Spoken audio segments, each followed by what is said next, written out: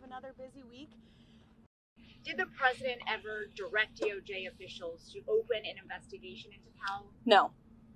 And can you reassure the American public that his longstanding criticisms and public comments about Powell had nothing to do with the investigation? Look, the president has every right to criticize the Fed chair.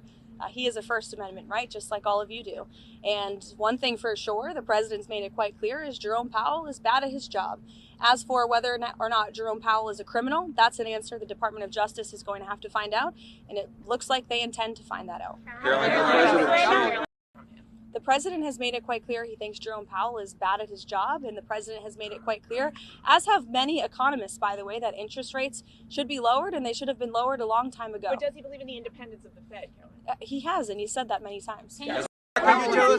She's asking about Greenland, and I think the president was very clear last night. He said that he wants to see the United States acquire Greenland because he feels that if we do not, then it will eventually be acquired or even perhaps hostily taken over by either China or Russia, which is not a good thing for the United States or for Europe or for Greenland as well. Let's not forget, it would not just be in the best interest of the United States, but perhaps it would be in the best interest of Greenland as well, to be part of the United States and protected by the United States. Strikes off the table in Iran, and does he believe there's a potential path to end the protest there without military action?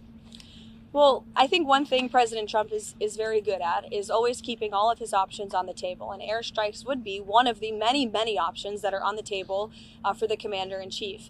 Diplomacy is always the first option for the president. He's told all of you last night that what you're hearing publicly from the Iranian regime is quite differently from the messages the administration is receiving privately, and I think the president has an interest in exploring those messages. However, with that said, the president has shown he's unafraid to use military options if and when he deems necessary, and nobody knows that better than Iran.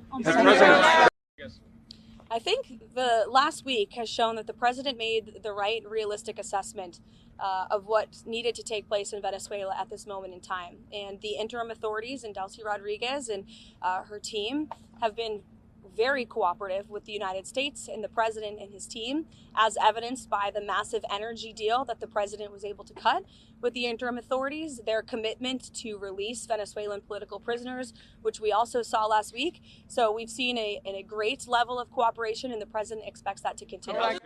Citizens and our brave men and women who serve in law enforcement. Thank you.